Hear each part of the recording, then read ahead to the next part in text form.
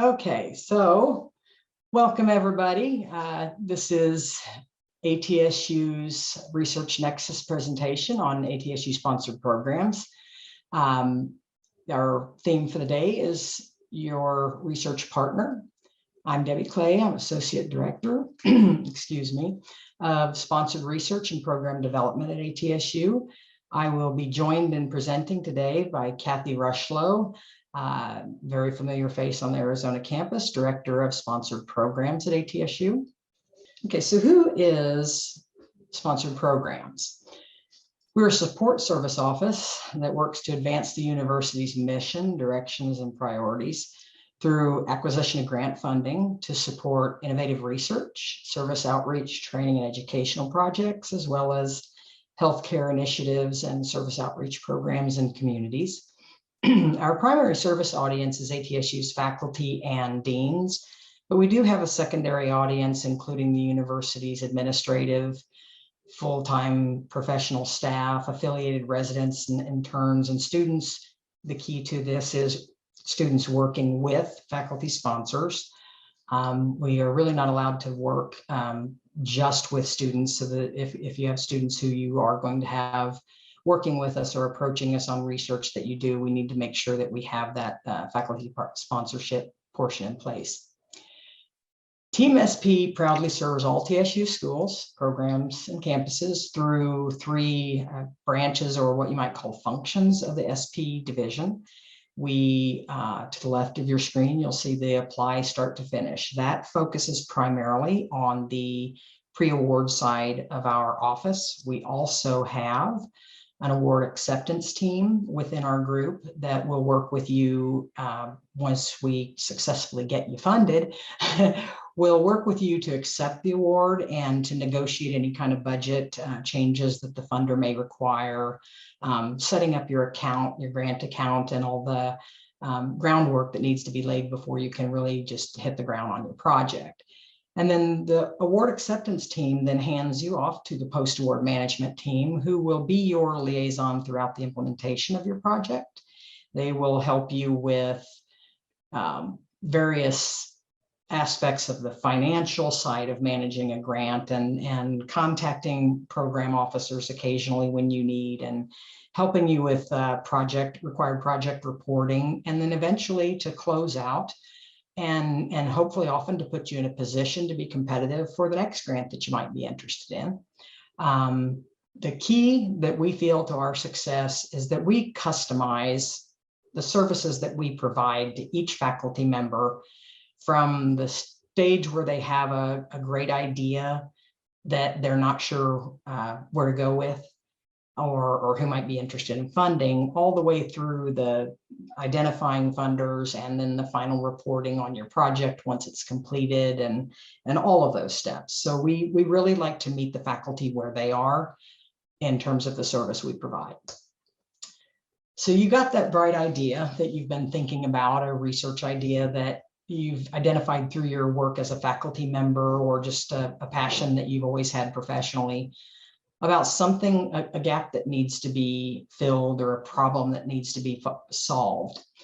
The pre-award side of our office is really here to help you take that idea into the stage where you're funded and you're doing good work. So in the beginning of our work with faculty, we like to help with brainstorming and refining of project ideas, and fleshing out the scope of the work that you have in mind. There's one thing to have the idea and have kind of a rough plan of how you would do it, but there are obviously more detailed directions that you need to be able to evolve to before it's going to be a competitive proposal. So we like to meet with faculty early and get involved in those stages, because it really creates a much better ability on our part to help you. We help identify and evaluate potential funders for the project that you want to do based on the early conversations that we've had with you. We interpret the funding announcements and guidelines of those funders once we've identified them, to really determine, is this the right agency for you? Are they likely to fund you? Is it really in line with what their mission is as a either philanthropic or government funding source? Then we go into the actual proposal development stage, and that is, writing sections, pulling things together, resources together. We like to be able to help with that because, again, we understand faculty have limited time, and we want the faculty member to be able to use the limited time that they do have working on things that only you can really generate, where some of those additional side things that need to be done, we could take those things and allow you to use your time where it matters most. We document institutional support and approvals that are required before any grant can leave ATSU. We do proposal review for quality assurance, which is anything from just doing a quick read, if that's all you need, all the way through being your editing assistant throughout the process, and again, giving a final review to make sure that it's absolutely in its best, most competitive form. And then, of course, the submission of the final application. Like I said, we have the award acceptance and oversight and post-award assistance branches within our group, but today's session is really going to function or focus on the pre-award assistance, because the other half of our office is really pulled in once we've gotten through the pre-award phase and achieved success. So on the pre-award side, kind of some of the primary things that we do pretty much regardless of what the project is. We do prospecting, finding appropriate funders for your project, providing writing support, as we've discussed, and editorial support.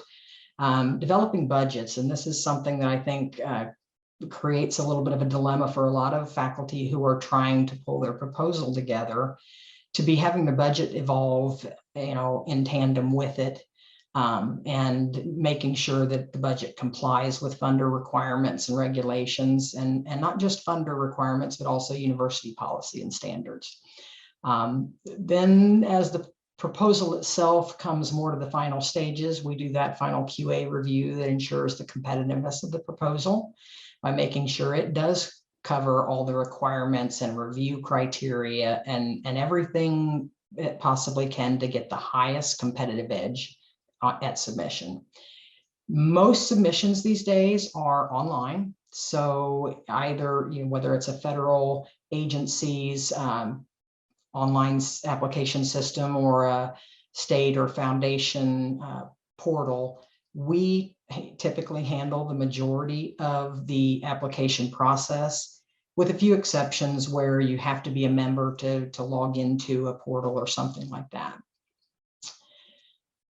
SP's role in supporting scholarly innovations, because we endeavor to go far beyond just helping a little bit with research or helping with the grant process. We really want to help scholarly innovation evolve throughout the campus.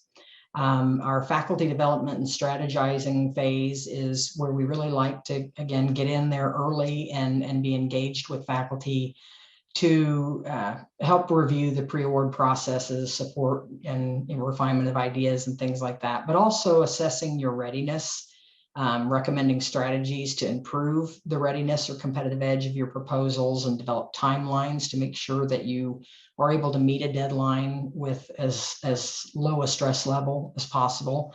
And even working with young faculty or early career researchers on kind of establishing a ladder, almost a career ladder for your research development, to ensure that you really become competitive as quickly as possible. Our prospecting includes a lot of monitoring of general and discipline-specific listservs and newsletters. We track award announcements from all kinds of funding agencies and press releases and even notices that are just kind of notices of special interest that funders may have, and different changes that particularly in the post-pandemic world, there are a lot of funders who have shifted what they might have traditionally been interested in. So we try to stay on top of those types of things. And of course, following up on faculty referrals, which we'll get to a little bit of that again a little bit later in the presentation. We do a bit of analysis to maximize the return on your investment in the work that you're going to be submitting. We try to evaluate all these eligibility and whether or not you meet funding preferences and priorities, if those are involved. Some agencies use those, some don't, but certainly review criteria.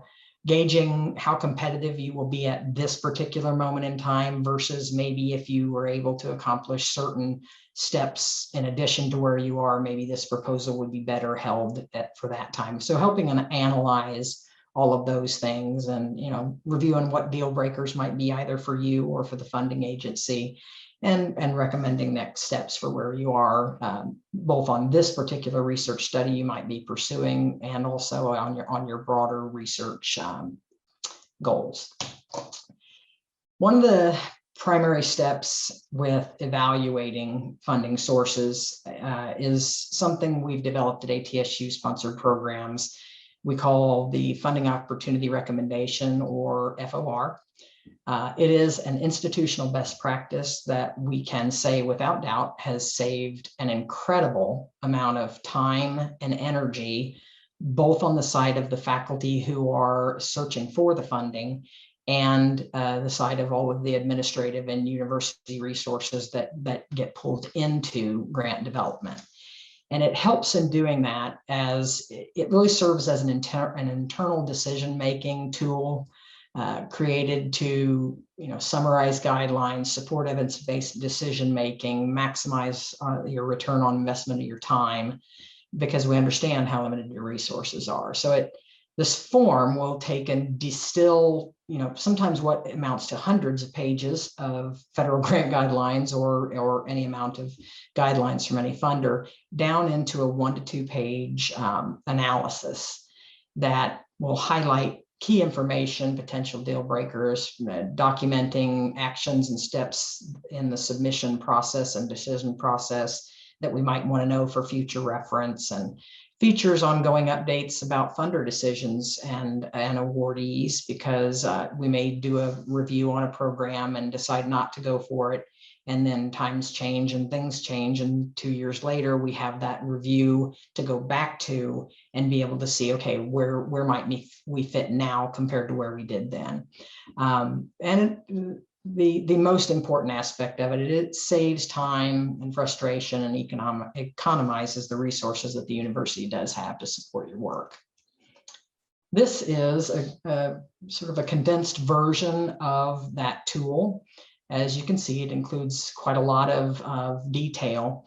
The most important part of this tool, in my opinion, and I think we all agree in our office, is that blue section in the middle, the recommendation section, because what that section does is it takes all of what might be in this 1 to 2 page document and the background understanding that we develop in the process of doing the research, that really distills down to the nuts and bolts of, is this the right project? And if it is, who's it right for? And where do we go from here?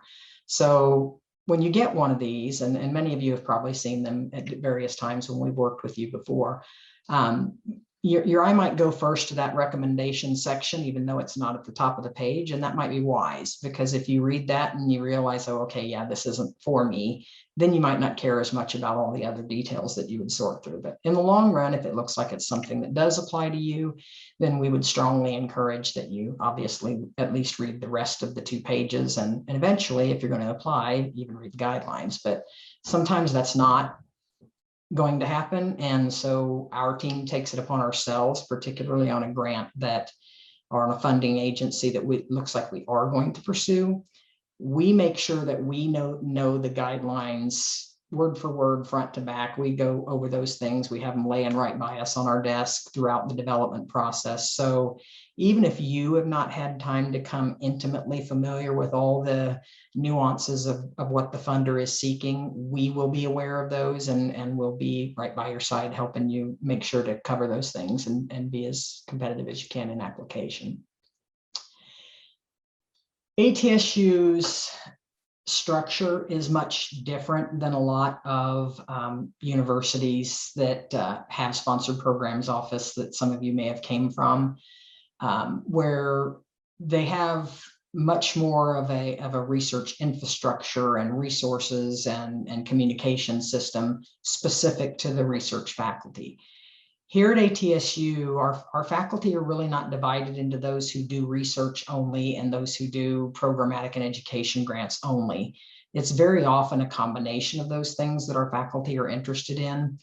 So one of the things we try to do is really sort out all of the sources that we think might be applicable to our faculty and the type of work they're doing. Again, that's strongly built off of the early interactions that we have with you. So those brainstorming sessions early on are so helpful, but we have a few key processes that we use to try to push information out that we find ourselves and feel like the faculty would find helpful or perhaps necessary in the progress of their grant and research work. One of them is email blasts, and say we have information that we think is going to be applicable to people in one specific department, say, or the dental group. We would perhaps send out an email blast of particular information just to that group because we know it might involve several people. We may not know exactly which people, and so we can't exactly target it, but we know what primary group to send it to. We're really trying to avoid sending extra mail that isn't really necessary. We all have way too much to do to have our inboxes junked up with things that aren't really necessary. So we really try to limit how much we send out in these pathways. But again, whenever we can, we try to do the direct faculty emails where, based on having engaged with you before, when something comes across our desk, we realize, aha, that's going to be something that Dr. So-and-so needs. And so we'll share that out just with those who need it instead of it being just a constant barrage of everyone's inboxes. And the final, no, not final, but the third high priority funding alert systems that we use is the Grants and You. It's a quarterly newsletter that we suspect most of you are somewhat familiar with. We hope to encourage you to become more familiar with.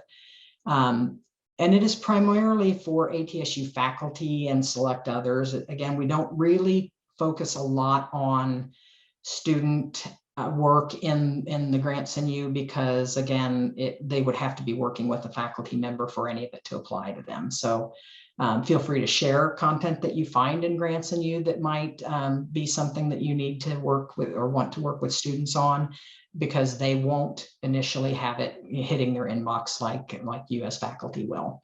Grants and You is going to include things like announcement on relevant procedural changes either within the university or within primary funding agencies that would affect the work that you might pursue with those funders. It provides helpful tips and links to key resources for effective and competitive grantsmanship. Again, anything that we can do to simplify the process and take away the amount of time that it causes you, we try to push that type of information out. And then also just relevant funding opportunities that pop up and calls for research papers and abstracts and posters.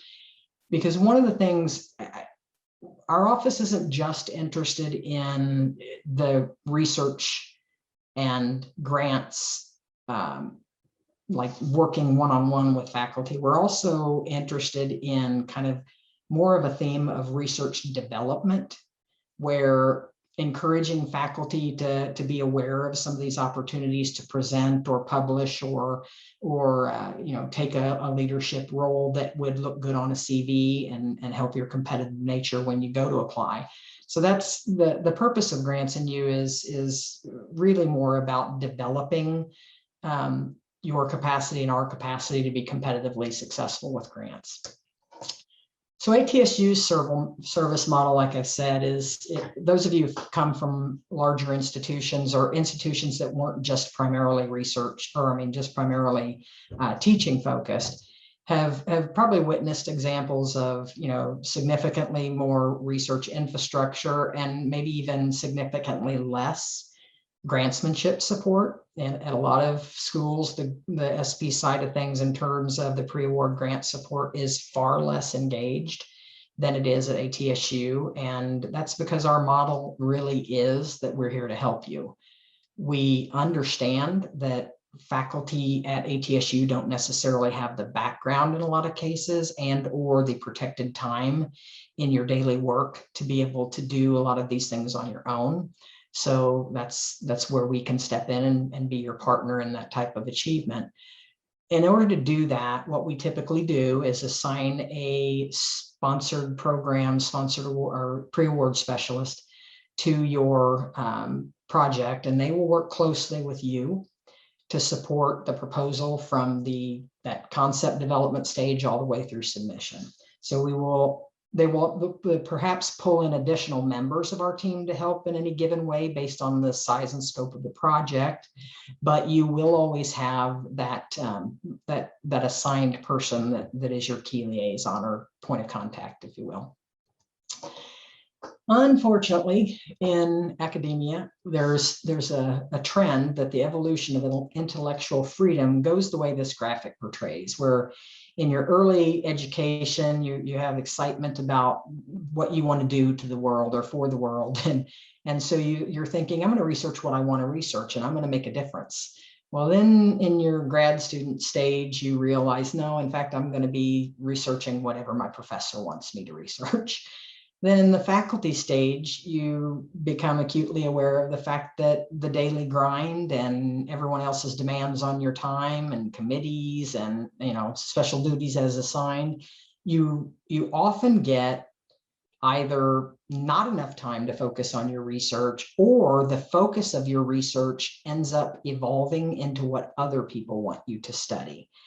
And unfortunately, that ends up you get to the emeritus stage of your career and you think, well, I'm going to research whatever I want again. And sometimes, unfortunately, it's too late.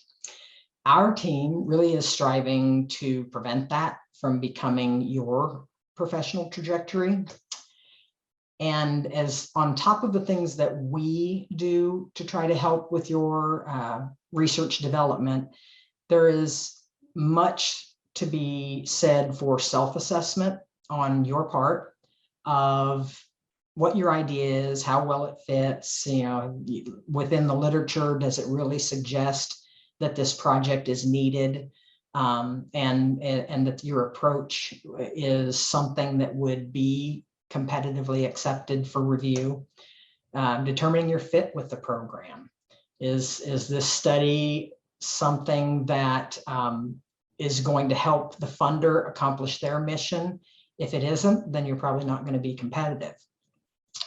Also, your research positioning. I'll use a baseball analogy. You can't go to the World Series without playing the rest of the season. So NIH is a gold standard for a lot of people or other top tier funders in the type of research that you do, but it's often a sad mistake to approach those as your first steps because you're going to be competing against the biggest and the best. So it's best to assess your research positioning, your resources and institutional support. Are there staff going to be available to you to help complete part of the project if the funding isn't something that's going to pay for staff? Does the university have the research equipment that you will need? And if not, what is the cost of that going to be? And is the funder, going to be interested in it? But really looking internally first at your own situation, your own labs or daily capacity, and whether or not you have the resources that you'll need for the project. And then, of course, reviewing your own PI qualifications as a researcher. Have I developed previous work, done some preliminary studies, accomplished a few things and published a few things to show that the early steps we're taking indicate that the research that we're proposing is warranted and that we are the right people to do it.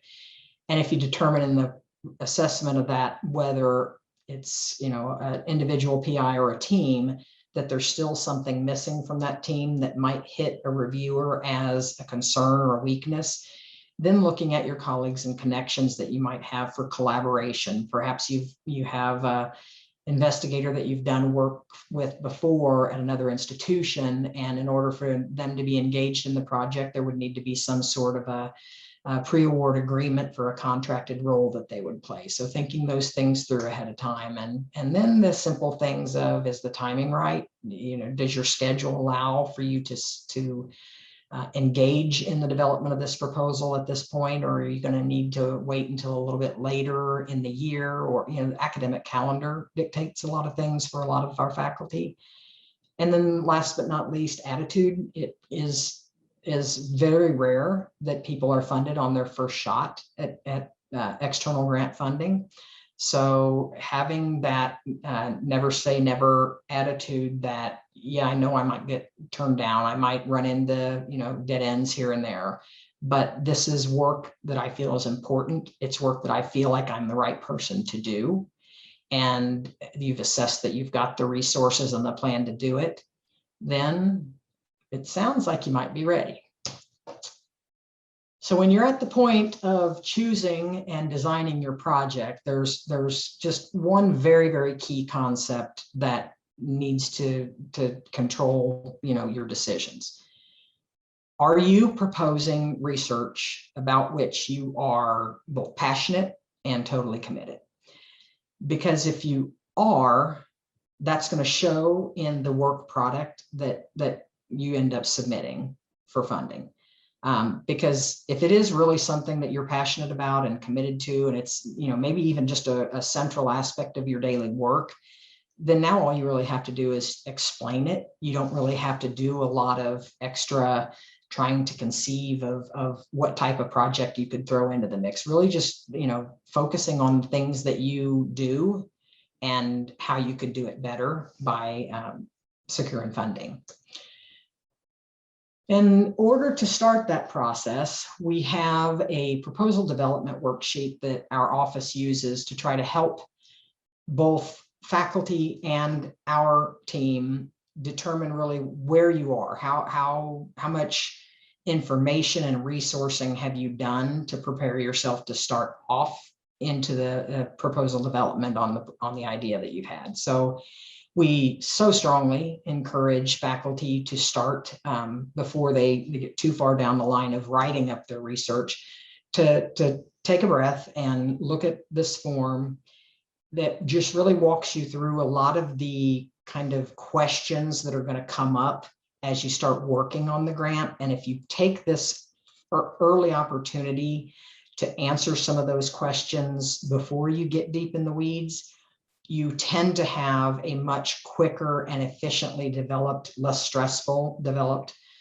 proposal process, because both the investigator and our team through this document is able to really kind of hit the ground running. We don't end up having to have a lot of extra meetings or exchange a lot of extra emails in the beginning. It's that crux of everything we all need to start doing our part to push the project forward.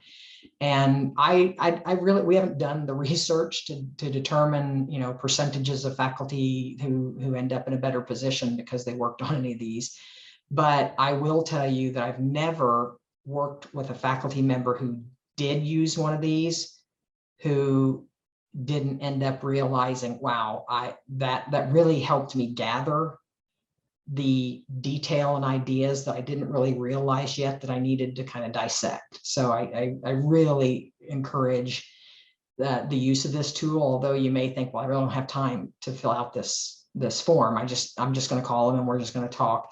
Unfortunately, if you don't have the time to flesh out the idea that you have, at least to this level, then chances are it's not going to be something that will very easily or very soon become something that's competitive to a funder. So clearly we enjoy talking to our faculty and investigators, but this program today is really about hearing from you on questions that you have, ideas that you have, needs that you have. There's really no theme for the question and answer session today. It's really, what do you need answered, and or what do you need from us? So with that, I'm going to do one quick little screen share of the how do you find us online and where we are located on the portal. Most of you probably readily know these locations. So I think at this point, unless anyone objects, I'm going to stop my screen share and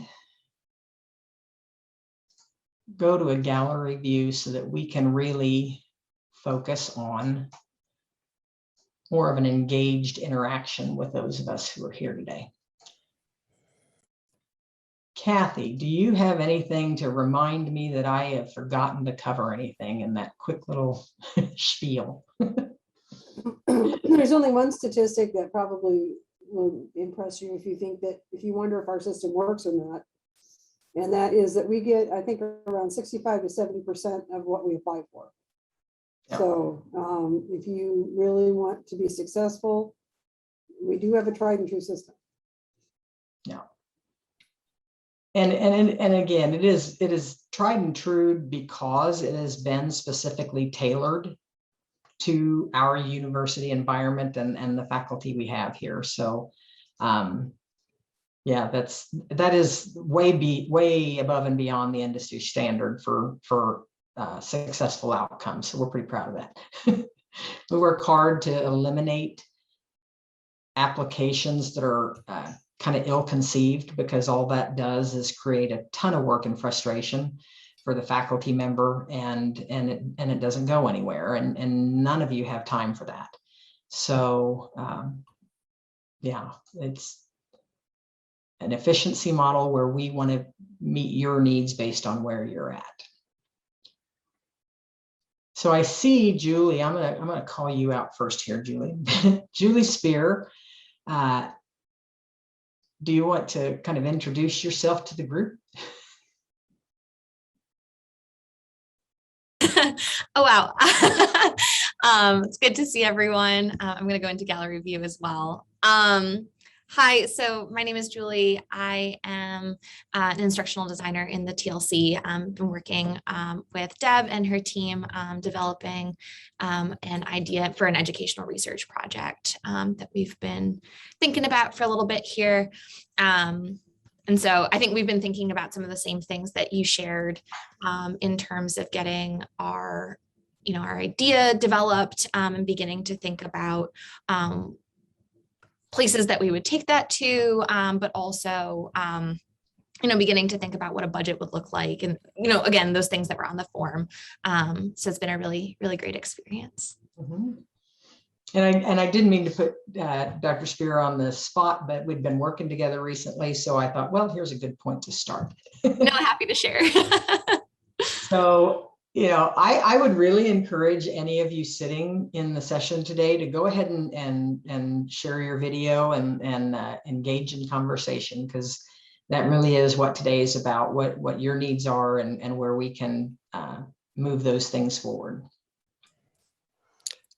I have a question for you. Uh-huh. I'm looking at this, at your presentation today, as a way to find out how the library can help your department. A few notes that I made are in the pre-award steps. You mentioned helping with brainstorming and refining project ideas and scopes. You also mentioned acquiring resources. Can you go into detail a little bit more on those two aspects for me? Certainly, and I will start out first by saying that we've really been excited in the increased presence or outreach that the library has been offering, because what we realize through much of your more recent communications is how you can help us. So, it sort of amazed me how much of what we do and sometimes struggle to find the right path. It's like, oh, we need to reach out to Laura more. This is kind of a problem that we have across our university. We have all these schools, all these programs, but so many times we're finding that there's far too much siloing, and it's not necessarily by intent. It's often just by the nature of how busy people are, and what they have immediate access to when they're at their offices. But we have a spreadsheet basically of the different types of funders and the newsletters and the listservs and all of the things that are both research development and grant development, because those two things are very intertwined, but they are also individually their own thing. So someone working to develop within grant development, if you haven't really worked on the research development side of things, it feels like you're doing those two things separate of each other. You've got your research, and now you're going to stop what you're doing over here and write a grant. And what we're trying to do is more to make that a little bit of a cohesive process, where the research development and grantsmanship parts are done more upfront together, to where it puts us in a position of being better informed when it's time to go for funding, and it typically lends to faculty being in a better position to pursue a grant when it does hit. I think we find too often that faculty pursue grants based on the funding announcement that hits their desk. And what that ends up doing is it ends up taking what your original ideas may have been to study, and it becomes so influenced by everyone else's ideas, or, hey, I love that you're doing that. Why don't we take that and apply that to our program? And, it's like, well, okay, that might be good, but while I'm developing what you want for this to be within your program, I'm not getting to research my own. And over years of those types of things stepping into your path, you come to that, later stage in your career path, or even, 3 or 4 years down the line, where you're going, how did I get here? I'm now doing research that is related to what I wanted to study, but it has caused me to be sidetracked from the primary goal that I was studying. And so we try to blend our services and resources to avoid that kind of thing as much as we can. Now, I'm not sure if I really answered your question, because I kind of saw 2 or 3 different avenues in there, but were you thinking like specific resources that we? What I'm seeing from what I'm hearing during this presentation is that I understand that to apply for a grant, you need to show a need for the research. Absolutely. And I think that that's where the library is going to fit into this process the best, is we have the ability to find that evidence to show that need, or that lack of evidence to show that, to find that need. And yeah, and especially in that, that grant readiness self-assessment, is this project needed? I think that's where that literature review is going to fit in well. And help to supplement them. So, and if I can help the researchers do that literature review more effectively and efficiently, that's going to help the whole process overall. Yeah, and this kind of leads to another spin on that. We have here with us today, the ATSRI folks. We have with us the grants office, so to speak, sponsored programs. And we have the library, and we have members of the TLC who are perhaps here both as their role in TLC, but also as their engagement as individual researchers. What we've all been finding, particularly, I mean, it's kind of obvious, but it's really hit us like a ton of bricks over the past couple of years because of, post-pandemic and all the changes that have had to be made to the way we work together. It has actually done a great deal of good in helping us identify how many of us are doing some of the same things, but maybe not doing it as well. We often now less within research, but within service and education grants where there's academic program work that's being studied, we often end up doing the research, the literature review ourselves. And while you can get it done that way, I'm certain after working with Laura and others in the library that a much more efficient process and a much more thorough outcome of the literature that we do get to speak to the need is going to come through collaborating with those resources, with the library, and again, with the resources that the TLC has to offer, and our sister department, the research support department. When particularly on projects that are clinical research in nature, the research support office has the staff and the expertise to help more than we do with things like research design, how to develop, your research question in such a way that the research project that is designed with it really gets to validated data, instead of just being able to say, well, it's trends, but we can't claim more than that because we didn't structure the question or the design correctly. So while we have, I think, a member or two of our research support team here, if any of you want to jump on and comment anytime, you're welcome to. I really think we have gotten to a point as university resource providers to where we are coming together more, but we're also in the early stages of that, because I was not even close to well aware of the depth of resources that the library offers that could really, again, alleviate some of the work that we can do but struggle to do. And, so being able to reach out and lean on our colleague departments and resources is certainly a benefit that I think has become even more front and center through the remote work environment that we've all been in and out of, or still in, whichever the case may be. Well, and I think that brings up we're a very good resource for networking. Yeah. So we deal with everybody university-wide. And there are programs and people doing things that may be able to help you in your project, but you don't even know they're there. We do, hopefully. If anybody does, we probably do. Yeah. So that's another good reason to use us often and early, because we will help you find other resources, but either within or outside of the university that might be able to work with you on your project if you need that kind of assistance. And we definitely keep continuing to learn what other people are doing too. Yeah. And I think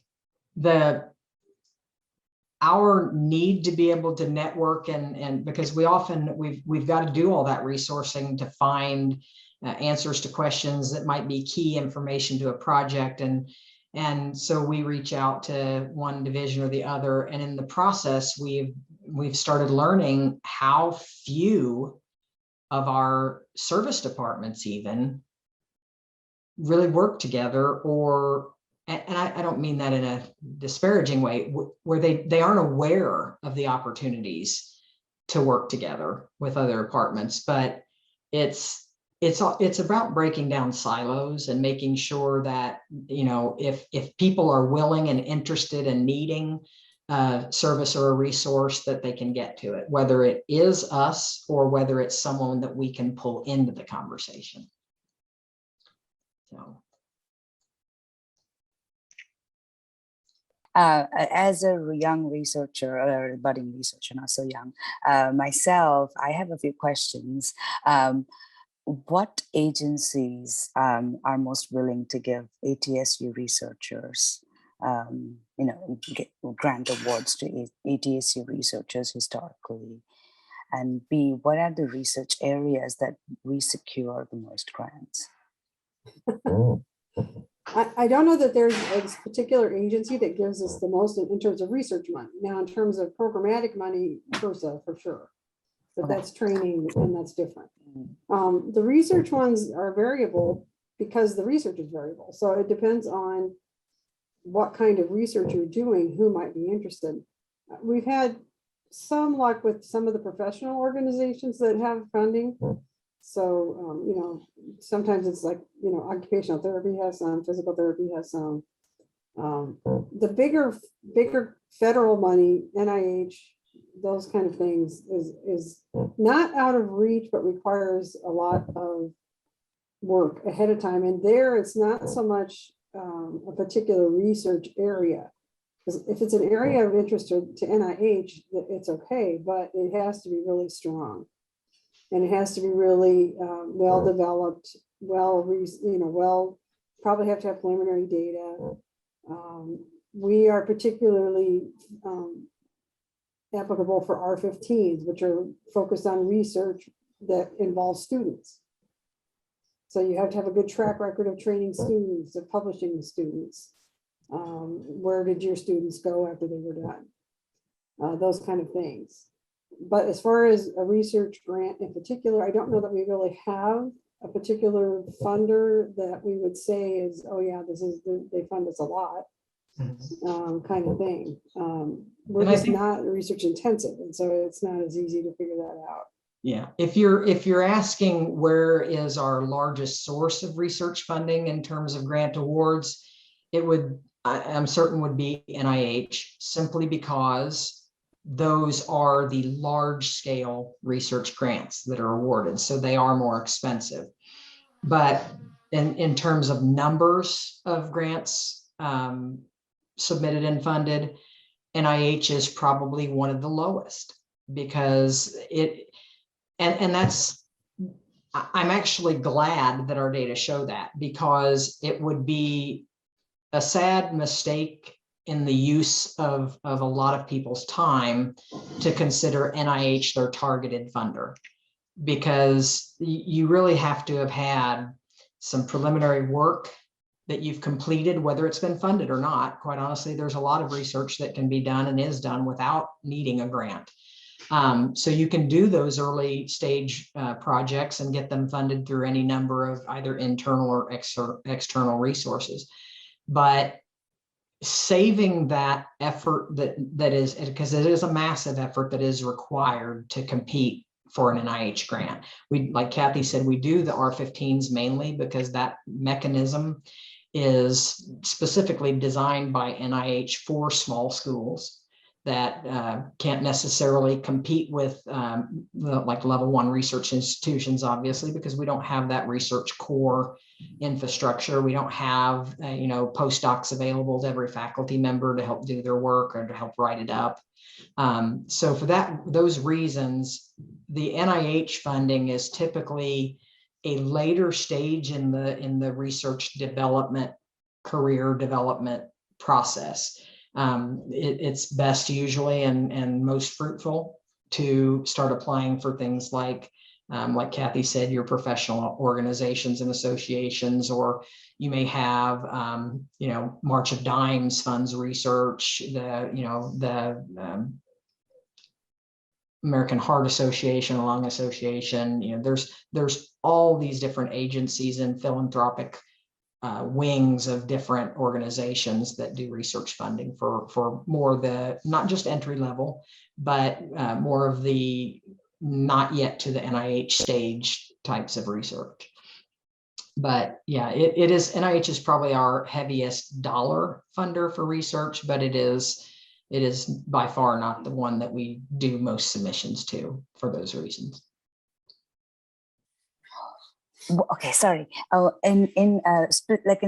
know there are different grants requests are different. They're differently laid out, but when you're making a budgetary allocation, how much of that grant money can be allocated to person?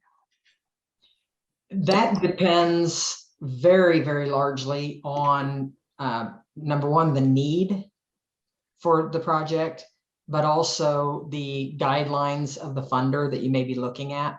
This is, again, one of the reasons why we really, really encourage people to don't start your research planning when a set of guidelines hits your desks. That's, sometimes it happens and sometimes people get funded, but it's usually problematic in that it causes the investigator to shift to what the funder is wanting to see instead of what they're either positioned for or interested in, doing. So again, it can, following the funding, so to speak, can too often, dictate where your research goes. Where we prefer to say, before you look too much at what parameters a funder has, spend the time writing up what you have identified as your need, what you've identified as your plan or approach to address that, to really get your mind fully wrapped around what it is, with some level of conviction and strength, that by the time you finish those early steps, it's like, okay, now I can go shop in funders and pick the ones that are best for me, instead of me having to try to figure out how I can fit with the one that pops up in front of me. One of the reasons that Deb, when we were talking about the number of funders or who's the right agencies and all that kind of thing, in service and education grants, HRSA is kind of like the NIH of service and education programming. They are a large federal agency that provides a great deal of funding to enhance the public health workforce, to innovate education, health professions training. So within HRSA, they send out guidelines that are fairly prescriptive. They say, the government has decided, and HRSA has etched out the plan for addressing these aspects of either society or education. Now you give us your proposal of how you're going to help us address that in a way that that project could serve as a model for others to replicate and to grow their own programs from. So those are prescriptive PA, program announcements or funding opportunity announcements from the funder. You also get that type of a funding announcement from smaller agencies too, where they have a set thing they want done and they're looking for the right people to do it and various innovative approaches to do it. Whereas with research, the majority of the type of research we see at ATSU, it's investigator initiated. It's not funder initiated. So as investigator initiated work goes, it comes from within your within your own head and daily work of things that need to be done and can be done. So you write those up based on your insight, your ability, your environment, and your thoughts on how to correct or change the knowledge gaps or problems in healthcare or health education or whatever it is that you might be proposing to research. That is why with service and education grants, those are almost never written before a set of grant guidelines hits, because it's writing those things up before you had government go ahead that they're going to fund something like this is just a futile waste of time. It's kind of the opposite with research, because it is initiated by you. So we really end up spending that early time solidifying the project, providing all the answers to what a funder may, want to ask you or ask of you, so that when you go to that funding agency, often our first recommendation is going to be, have you talked to a representative of that agency, someone that's, either a program officer or a coordinator of their philanthropic branch, whatever the funder is, who you can speak to about what their portfolio is, what you're interested in doing, and whether or not that's a good fit. Because you may have a fabulous project that funder may even agree, wow, I love this project, I hope it gets funded, but it's not what we fund. And so being able to have your project really defined before you hit that set of guidelines is really the best idea for research. Well, thank you for that. Mm-hmm. So we are nearing the end of our time, and I wanted to make sure and mention again that this is the first in a two-part series of basically sponsored programs, who we are and how we can help you kind of thing. The next session, Kathy, remind me, I forget the date. Is it November 18th? November 18th. November 18th will be our next session. And really what I was kind of hoping to glean from today's interactive component would be some of what would guide that next session. So if any of you have questions that you feel like, you know, I need to dig a little deeper into this, or, you know, things like that, send those to us, because I believe that we are going to focus next time more specifically on the drilled down function of developing a proposal. So we'll be getting more down in the weeds of how you put things together, and you know, what you've got to, you know, the type of work that really, you know, from start to finish is required to put that application in. So if you don't have something that you can launch at us today, be thinking about that. Maybe send it to us ahead of time, or come prepared to bring that up in the November 18th session.